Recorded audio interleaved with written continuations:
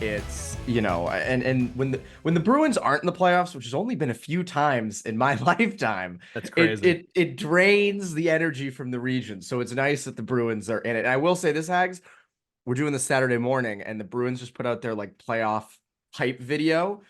They consistently hit on those. Like Yes, they do. there are some teams that miss, they hit almost every year because they intertwine the history so well. Yeah, the pomp and circumstance stuff, the ceremonial stuff, like the centennial stuff this year, like that kind of stuff, the pump up playoff videos, they always do it first class. Pretty much all the original six teams I find do it the right way and have a talent and a flair for doing that stuff. Montreal Canadiens, when you're up there for a ceremony of any kind at the Mhm. Bell Center, same thing. They just crush it every time. The Bruins do that, so full props to them.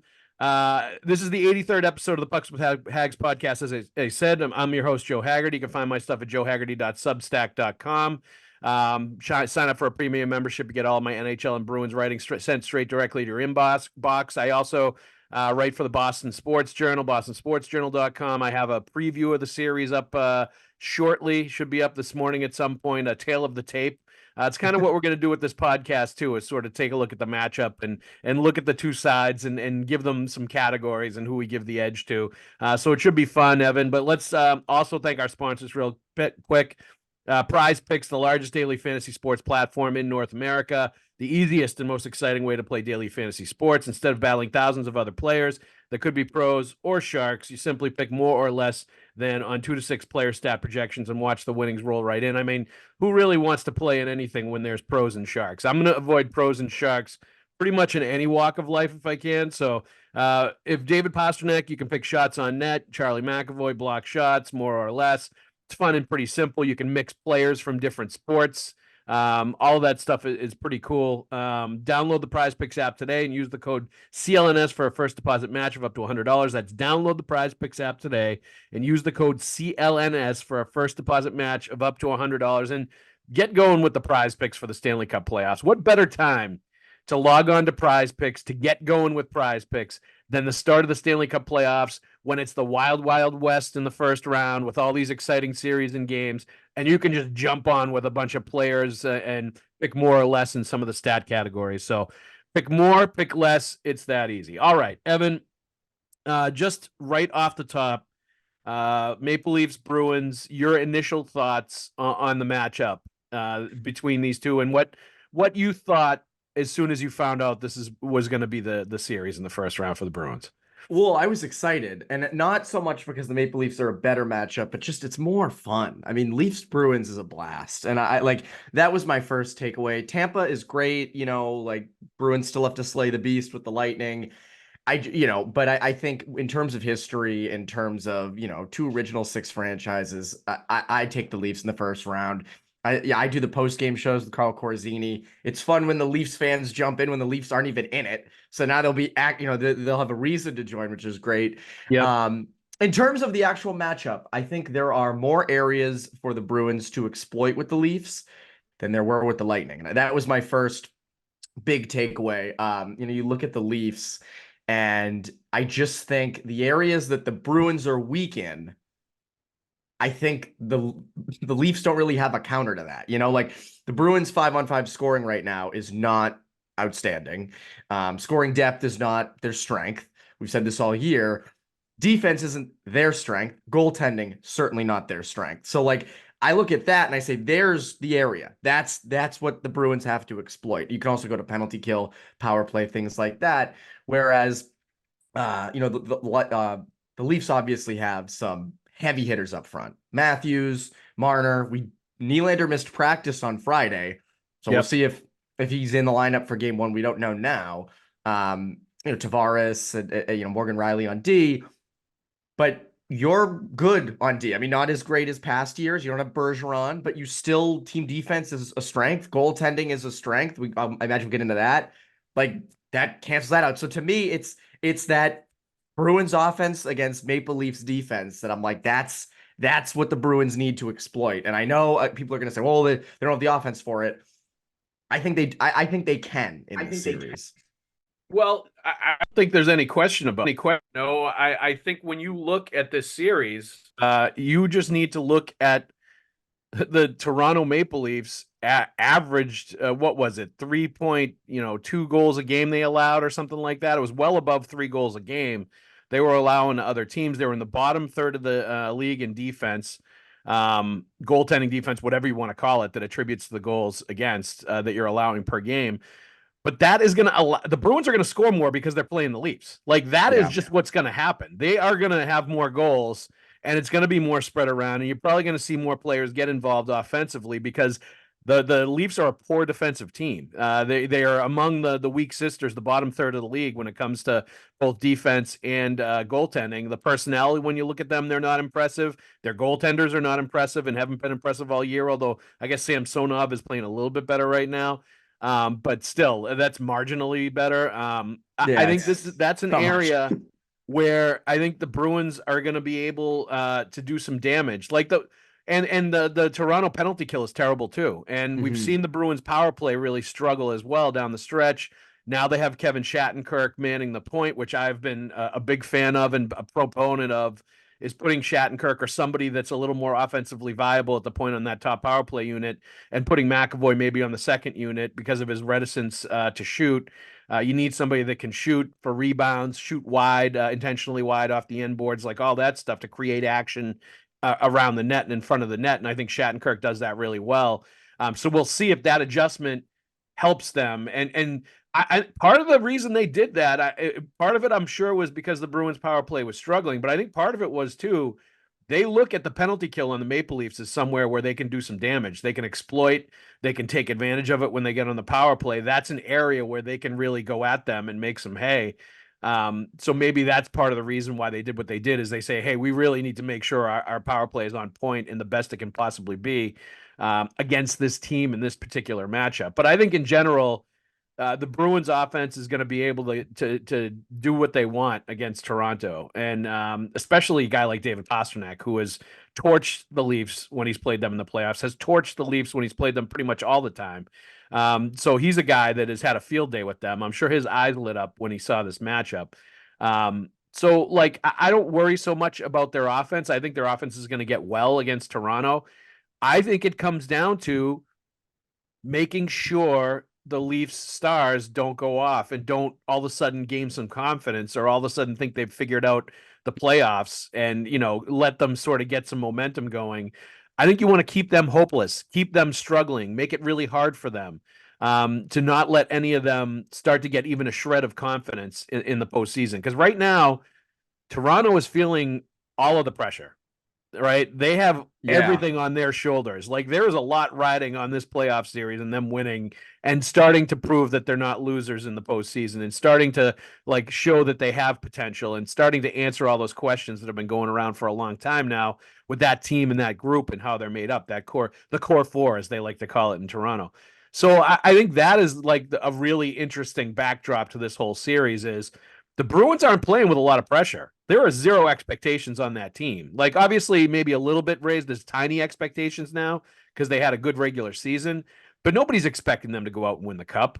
Like, there's a lot more expectations and a lot more pressure on the Maple Leafs going into this. And I think it's going to be really interesting to see how that all plays out in this series. Jobs on the line. Maybe they start to dismantle that Toronto group if they flame out and go, 1-0 in the playoffs again this year. So I'm going to be interested to watch all that as it goes on.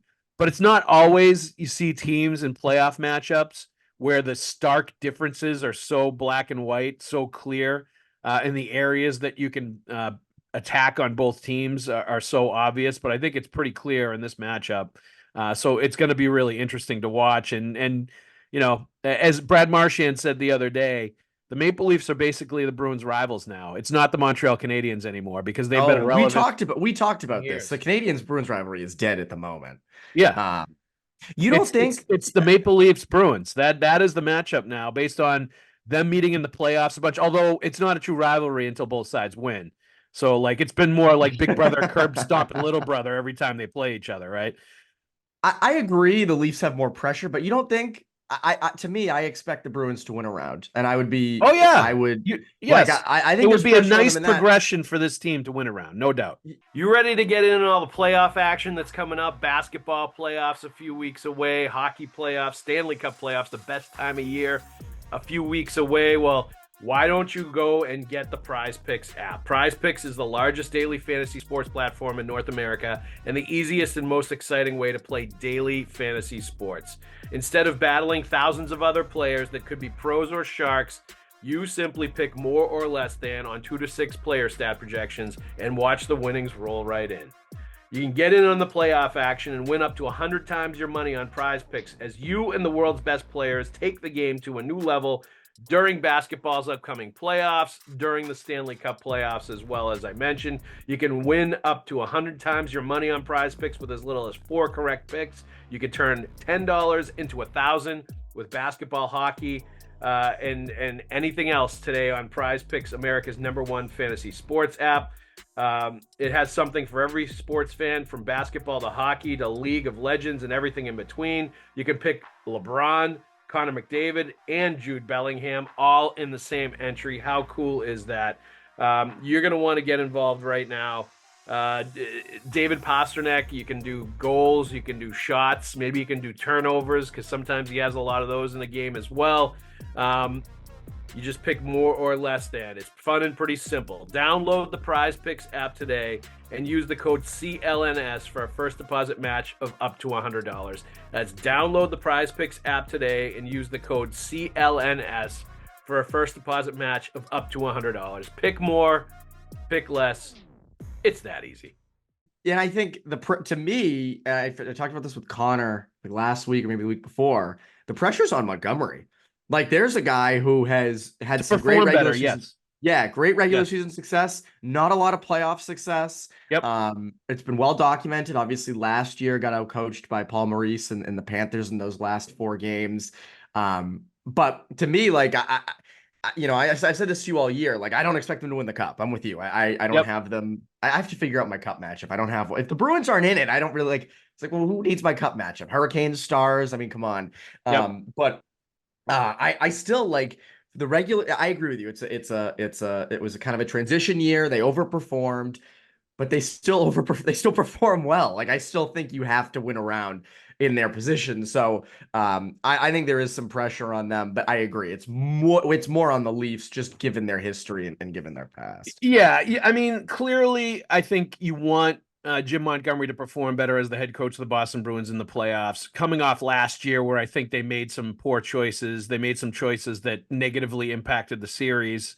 And just a general vibe at times in that series was odd to me. It felt like the moment got too big for Jim Montgomery as the head coach. And he felt like a guy that hadn't coached a lot of playoff series last year. Especially and to the point we're talking about, like, the pressure that's going to be on Toronto this year was definitely on the Bruins last year. There was a lot of pressure on that team to do it in the playoffs based on the trades they'd made, based on Bergeron retiring at the end of the year and Krejci too, based on the season that they had. Like, all of that stuff was weighing down on them as this tons of pressure. Even if there's pressure on Montgomery to perform better as the coach, but I still think even if they went 1-0 in this postseason, I think there's some question if his job would even be in jeopardy, if they would already talk about like him potentially being fired, if they say they had lost in 7 games to Toronto. I don't think it's an automatic that Jim Montgomery gets fired because they lose in 7 games to Toronto. No, I agree. If the Leafs go out in the first round again, I think it's an automatic that Sheldon Keefe is gonzo, right? Yes. And that they're going to start talking about other, altering the core 4 or altering the core group that they have and starting to make changes there.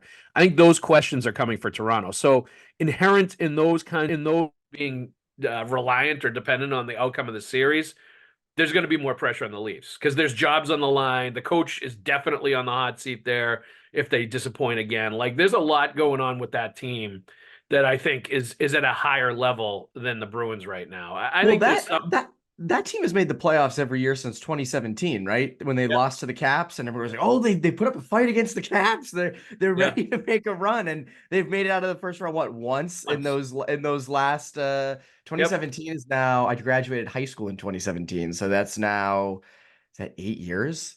7 years? Oh, Hags, I feel old. My God, but it's been that long since the You're Leafs getting have there, have Evan. been going at it. Yeah, I know. Yep. You're ready to kill me, but but but yeah, I mean, I agree. I completely agree with you on that. I think there's a lot of questions for the Leafs, and I mean, not just get out of the first round. They got out of the first round last year, but get out, beat the Bruins. Like, I Yeah. think that's the big thing. And what worries me for the Bruins, and I know history doesn't matter and all that, but like, at some point they have to do it. Like, at some point, you would Yeah. think they have to beat the Bruins in the playoffs. I Um, think. And like how many times do we see it too, obviously, where a team has another team's number in the regular season, dominates all the times that they see each other, and then it flips, the script flips in the playoffs. Like we've seen 100%. that happen before. Like the Bruins won all four matchups with the Leafs this year, outscored them 14-7, really dominated. A couple of 4-1 wins down the stretch this year within about a week of each other, home and away, that were really strong statement wins, I thought, by the Bruins over the Leafs. So, like, I know what you're saying, and there's definitely a sense of, is this team going to figure it out? Are they finally going to be able to beat the Bruins? And I went on Toronto radio TSN a couple days ago on Carlo Kaliakovo's show, and they were talking about exercising demons, like with the Bruins and all that stuff, like up in Toronto. So there's a lot of that. There's a lot of like, to explain it to Bruins fans that haven't been to Toronto or don't like look too much into the Leafs and are kind of casual fans. The Toronto Maple Leafs right now are basically the pre-2004 Boston Red Sox. Like, they've got all Yeah. kinds of conspiracy theories. They think they're going to blow it every year. The expectation is they're going to lose. It's always the, same old sorry story with the Leafs. Like, you're waiting for the bad thing to happen and the other shoe to drop. It's exactly how everybody viewed the Red Sox in Boston prior to Theo Epstein in 2004 and them winning and setting things off in a different track. And you feel that way now because the ownership for the Red Sox doesn't spend any money on the team, and they'd rather get their portfolio bursting with sports franchises than actually invest in the players and product on the field, even though they're charging top dollar at Fenway for the Red Sox fans. Thank you very much, Fenway Sports Group. But Yeah, I love spending like an arm and a leg for like a beer and a hot dog there. and That's my and the favorite thing. disgusting sugar-free ketchup that they have too, which makes me Well, they want to did. throw up. Credit to them. They did bring back the Heinz ketchup. That is Thank something God. that they brought it back. I saw it on Marathon Monday. Thank God, because it was gross. There You was a had couple to of years friggin' they had that. smuggle ketchup packets into Fenway Park Yeah, you to did. enjoy your hot dog and French fries. Like, it was absurd what was going on at Fenway. And it was such a bad ketchup too. Like, Horrible it ketchup. wasn't even like doable. It was like, oh, suck it No, up. It makes the fries like, better. It was we're going to give you terrible. the most disgusting ketchup in the history of condiments at Fenway Park, and you're not going to have any alternatives. You're stuck with this, and that's all. And I'm Oh, sure it was a contractual thing, like, because I got into it with somebody once, and I'm sure it was a contractual thing with the gross ketchup company that they didn't want any other ketchup products in the building or something stupid like that. But like, shame on them for allowing that to happen. You who'd got you to get into it with the ketchup? Like a vendor? I no, I put something on Twitter, and I think the guy who Oh, owns the ketchup got into it with me. The actual guy that like owns the company, the disgusting ketchup company, went after me, that's or hilarious.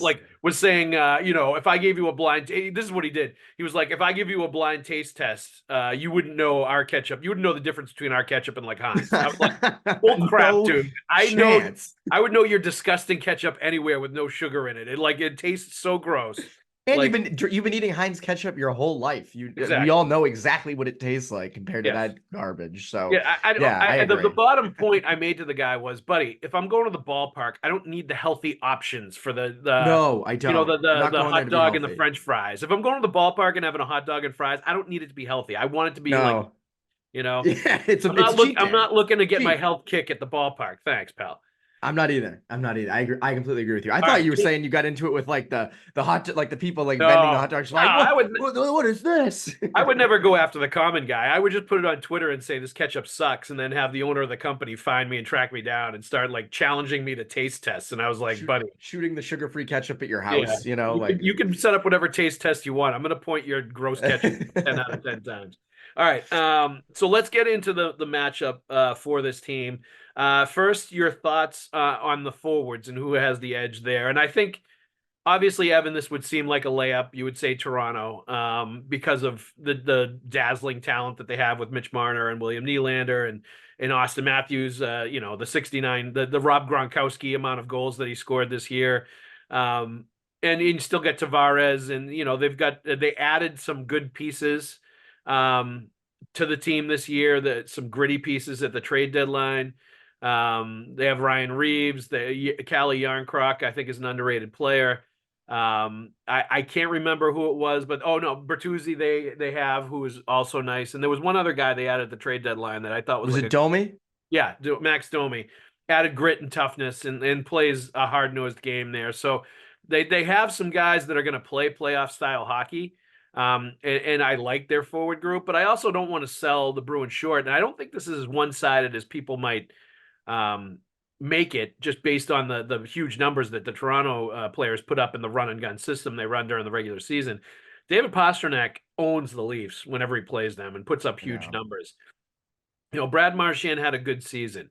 There were a bunch of Bruins forwards that had the best years of their career, whether it was Trent Frederick, Morgan Geekie, Charlie Coyle. Pavel Zacha arguably had the best season of his career. This and last year were both fantastic years. You go across the board, and there's a lot of Bruins players that I think are ready for the postseason and ready to elevate their game based on what they did during the regular season. So I give the edge to Toronto, obviously, just because of the higher end guys that they have. But I do it knowing two things. The Bruins are better than people are going to give them credit for.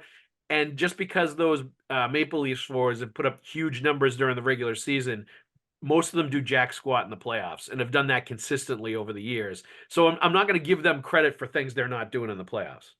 I give the edge to Toronto, but I agree with you. I don't think it's as stark as people think.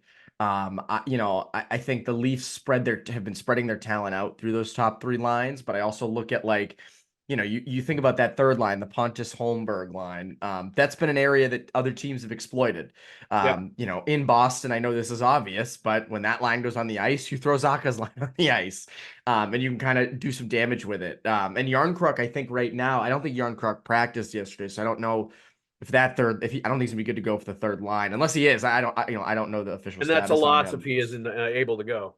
That's a big loss. And so, Yep. to me, I think there are opportunities for the Bruins to have success against those forward lines. I know that they kind of they use that Tavares line with Marner and Matthew Nyes as sort of a shutdown line at times. I think Zacha, Pastrnak, Heinen can overcome that in Toronto when the time comes. Obviously, yeah, Matthews, Marner, Tavares. Bertuzzi was a pretty good playoff scorer last year. There's all those things. But then, as you said, Zacha's been good this year. Coyle's Yep. been good this year. And I'm curious, if Montgomery uses the Coyle line in a shutdown role, because, I don't know if you're using Beecher, Boquist, and Maroon as your shutdown pair. I mean, I know you'll have Beecher take draws, in the D zone. And I don't know if you're using Lauko, Geekie, and Frederick as your shutdown line. So Marchand, Coyle, DeBrusk might be it. And I think they're also going to be challenged with scoring some goals at the other end of the ice, especially in Toronto. So I don't think it's as stark as people think it is. I don't think, obviously, as I said, Toronto has the high end talent. But the Bruins have some sneaky depth. I think Morgan Geekie can play in the playoffs. And the other thing is the Bruins score goals better for the playoffs than they did last year. Last year, it was a lot of run and gun. It was, shots from the perimeter would go, they just had guys that were nasty. A lot of they're getting a good amount of chances from high danger areas, good amounts of goals from there. And you've got Pat Yep. Maroon on the fourth line. I know Maroon's not going to be, leading the team in scoring unless he is. I don't know. He's on the first power play unit. No, but Maroon is better offensively than people give him credit for. I completely agree. You notice him in the offensive zone for sure. Yes. And I think that's it is. And then kind of honestly, that's sometimes what that fourth line needed, was more of a veteran sort of savvy offensive player with some size on that, fourth line to go with the other players that they had. So I think he could be sneaky good on the ice, even though people were chalking it up to him just being sort of a Stanley Cup good luck charm and a guy that was going to add to the leadership group. And people, I think, and Montgomery mentioned this on Friday. People think, oh, he's going to fight Reeves. And it's Does that ever happen in a playoff series? That doesn't happen really. Like Rarely, rarely. he's there to add some physical grit, and as you said, he's pretty good offensively. And like Montgomery said it yesterday, he's a hockey player. Like that dude is a hockey player in the true sense of the word. So, and I like the speed that Boquist and Beecher bring. Yep. My big question is if and when Van Riemsdyk enters this lineup, because he is a veteran guy. I know he's been, kind of very iffy for the last month and a half, 2 months. Does he move, if that third line of Lauko, Geekie, and Frederick does not perform up to where they need to be after 2 games, does Van Riemsdyk go in for Lauko? Like, I think that's kind of the one question mark I have where, like, I could see that happening. Yep. Van Riemsdyk being a good net front guy and a veteran presence, maybe that's what you want. Yep.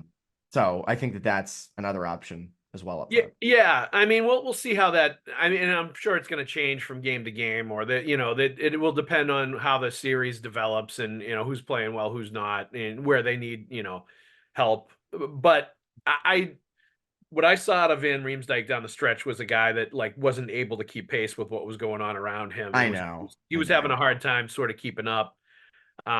So I think especially against a fast-paced Toronto team, that might not be the greatest matchup in the world to put him in. And at a certain point, if Brazeau becomes an option, I think they would go with Brazeau instead of Forgot JVR. about Brazeau. I agree. You know, Yes, I completely towards agree. the end of the first round, if he becomes somebody that might be able to inject into the series, so all that stuff will be worth watching. I think Anthony Richard, um, will he become an option at some point too? Will they put a guy like that as somebody that could bring speed and a little tenacity into the fourth line if they're not getting enough from those guys as the series is going along? With no salary cap now, they can bring up whoever the hell they want, and that'll be interesting to watch. All right, defense. I this is definitely slanted towards the Bruins in a major way.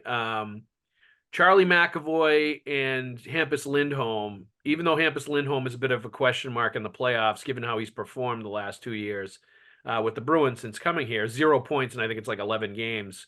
Yeah. Um, and he's a little bit of a plus player, but it's very clear he hasn't been as effective in the playoffs as he's been during the regular season when he's at his best. And he really had a hard time with the forecheck at Florida last year. He was one of the guys that had a difficult time getting the puck through. But still, the Leafs don't have defensemen the caliber of Hampus Lindholm and Charlie McAvoy as far as like two-way, 25-minute front line, play in every situation, like big, strong, like defenseman type defenseman. Like I like Morgan Riley. He's a good player. He's a good puck mover. But I don't think he's in the class of either one of those two guys. And I think No. once you get past Morgan Riley, it drops off the table as far as the quality of the defensemen on that team.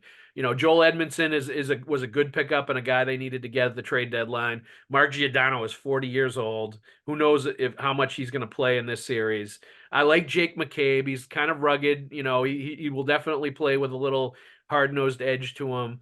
But like when you just look at the personnel side by side, Toronto and the Bruins on the back end, like the Bruins are so much better than Toronto, and it's not even close, especially when you view it through the prism of like a playoff series and what you need to be successful in the playoffs when it comes to the back end.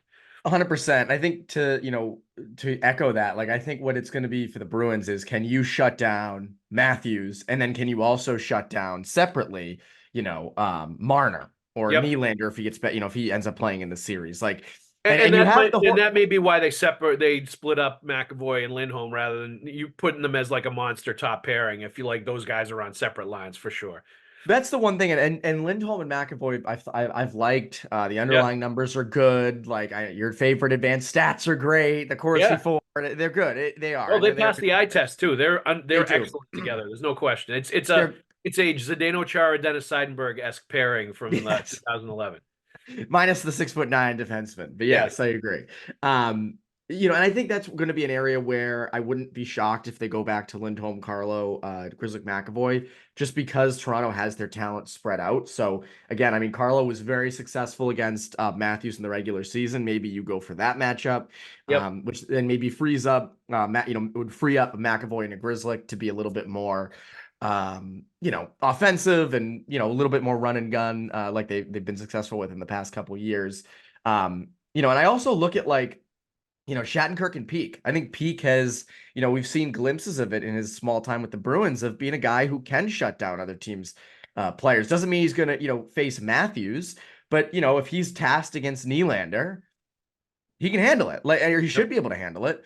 The question is, can Shattenkirk? And I think that's going to be the one area where, like, I'm curious to see where this series heads in the first two games, where like if there's a ton of penalties and power plays and Shattenkirk is setting up play after play, then you do have to keep him in the lineup. But if there aren't a lot and these are low scoring defensive battles, I wonder if they turn to a guy like Wotherspoon or something like that. But because I like Shattenkirk on the power play too. Yes. Um, I think he's but going to stay in the lineup based, as long as the power play is doing okay, he's going to stay in the lineup based on his excellence there and what he can bring to the table offensively on the man advantage. I think he's worth it just for that alone, as long as it works like it seemed to work when we saw it towards the end of the year. And there are other questions, obviously. Andrew Peak, this will be the first time he's ever been in the playoffs. I think that'll be something to watch. Matt Grzelcyk, will he be able to stay healthy? Will he get taken advantage of in the defensive zone and exploited? That's always something to watch. Like there's little things here and there with the Bruins back end, and it's going to be different based on how they deploy the talent among the Toronto forwards, as you mentioned.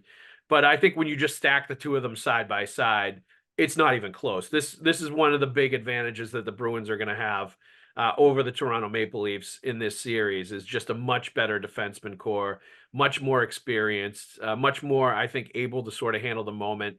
Like McAvoy will be the best defenseman in the series. And I think that sometimes can be a big difference maker as far as playoff matchups is who has the best defenseman, who has the best number one D-man.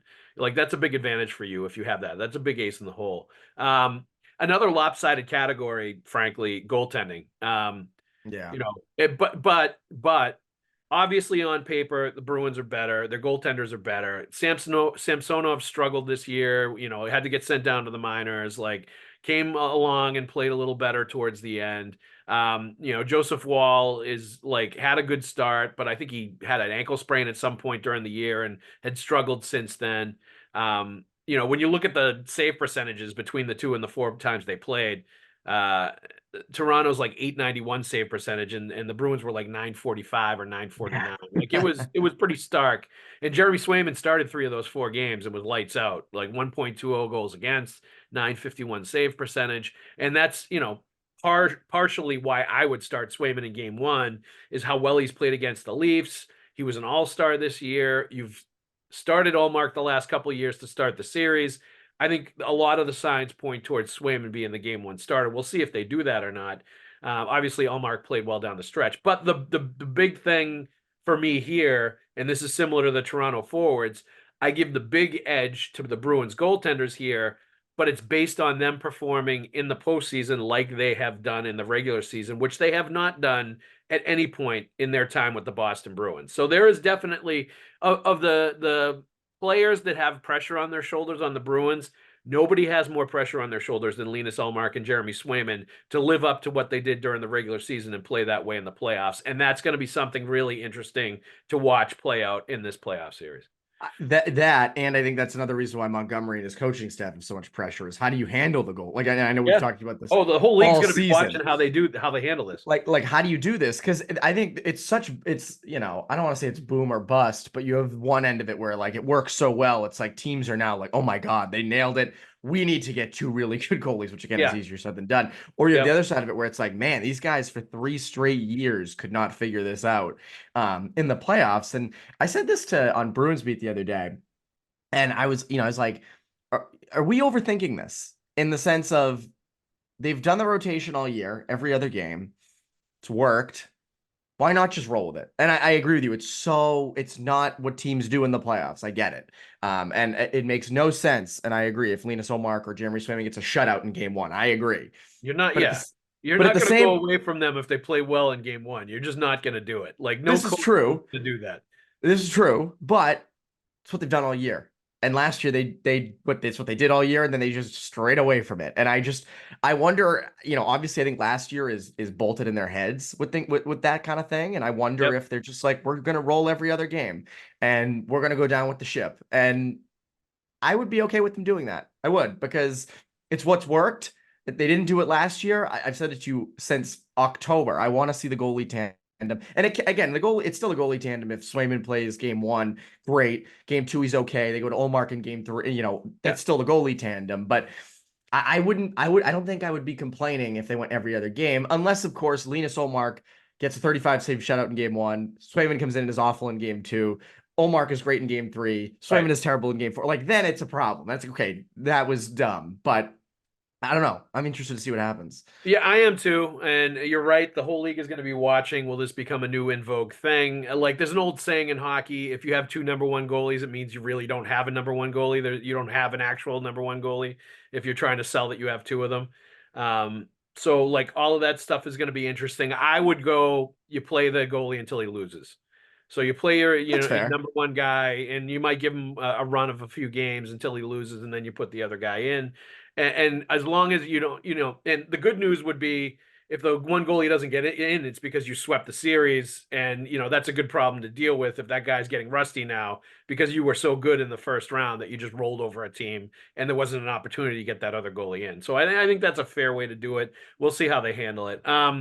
Special teams. I think the Bruins power play has a chance to get well and get healthy and be productive against this really poor Toronto penalty kill. The Bruins penalty kill is very good going against a dynamic Maple Leafs power play. Mhm. So it's going to be some really interesting matchups of strengths versus weaknesses here to see who actually wins out on this battle. My favorite stat is, like, since March 1st, the Bruins have had a better power play than the Leafs. I Yeah. think that's hysterical. I agree with you. I think this is a chance for them to figure it out. I mean, now you have Marchand on the second unit with McAvoy. The top unit now is Pasternak and Zaka, and I think Yep. Heinen's on it, and Yep. Maroon in front with Shattenkirk at the top. So, you're spreading your talent out. I know Montgomery mentioned on And Friday, you're basically one. having your line mates play together on the power play too, which I think makes sense a little bit. You put your lines together and have the guys that are playing well and have good chemistry, put them together on the special teams units. That makes sense on some level. It does, and I think it also makes sense. They want to go on a 2-minute power play. They want one unit on for like a minute, and then the other unit right on for the second minute, Yeah. which I think makes sense. And I think it kind of gives each unit a little more urgency to shoot. You're not going to be on the ice as long. You can kind of go a little harder. And I said this with you and I have both said this with McAvoy all year. There are just times that he's, just he's passing the puck. He's just He looking for the next telegraphs. person. Yeah. Yeah. And it doesn't work. And so I think, Shattenkirk is kind of a career power play guy. He's always been that at the point. Yep. So I think the He Leafs. creates offense with his shots. Like, he finds shooting lanes to the net and he creates action around the net with his shots, whether it's rebounds, whether it's tips, whether it's, intentionally wide, like I said, off the end boards to create like a bounce that somebody's going to be able to use. He's crafty with the way he shoots, where he gets it through and makes things happen. And those guys that you need somebody like that running the point on the power play that can get those shots through and do that. And, while McAvoy's got a howitzer of a shot, I don't think he's as crafty with the way he uses the point shot, and he certainly does not use it as often as Kevin Shattenkirk. And I think when you're running the umbrella, you got two guys in front. Like, Yep. you can get rebounds. And you have the two flank guys to bounce in too. So, to me, I think it is an easy chance for the Bruins to try to get their power play going. Penalty kill wise, I mean, the Leafs have struggled on their power play. Bruins penalty kill has been pretty solid and has the horses to do it. I think, as you mentioned, McAvoy has a chance to be the best defenseman in the series. Definitely is on paper. But if he can, contribute on the power play at one end and then be good on the penalty kill at the other. But that's also where, guys like Carlo, Andrew Peak are going to be huge. And kind of killing off those power plays. And I'm curious to see what the Bruins do to counter the Leafs power play. Who are you taking away? What options are you taking away? I mean, I would think you're going to put someone on Matthews, like just he can shoot and Probably score going from to see a anywhere. lot of Brandon Carlo blocking us Matthews shots. That's what we've Yes. seen in the past. So I think you will probably see a steady diet of that, which you're right. It'll be fascinating to watch all of that, the individual matchups and how they go about getting the success that they're going to have. Intangibles and coaching, Evan. I think we talked a little bit about the pressure that's on each coach. There's definitely pressure on both coaches. Pressure on Sheldon Keefe to just get results at this point. His job probably depends on it. Pressure on Jim Montgomery to show that he learned the lessons he needed to from last year's playoffs. And he's done such a remarkable job this year, and a better job, I think, coaching this year, because he's had to coach a lot more than he did last year, whether it's chastising them at times and challenging them to wake the F up in practice, bag skating them a couple of times, sort of, trying to be the energetic leader on that team a little bit more at times. A different coach for different times in the season. He had to do that a little bit more this year. Some of the textbook classic hockey head coaching things that you see the head coaches pull out, like he did this year a lot more, I think. So I think he's ready for the challenge, but I think there's an incalculable amount of pressure that's on the Toronto Maple Leafs. It's going to be really hard to quantify. Intangibles, the Bruins, the one intangible that I think is really present and important is that the Bruins have a huge psychological advantage over the Maple Leafs at this point. Like, the Maple Leafs are going to wait for something bad to happen.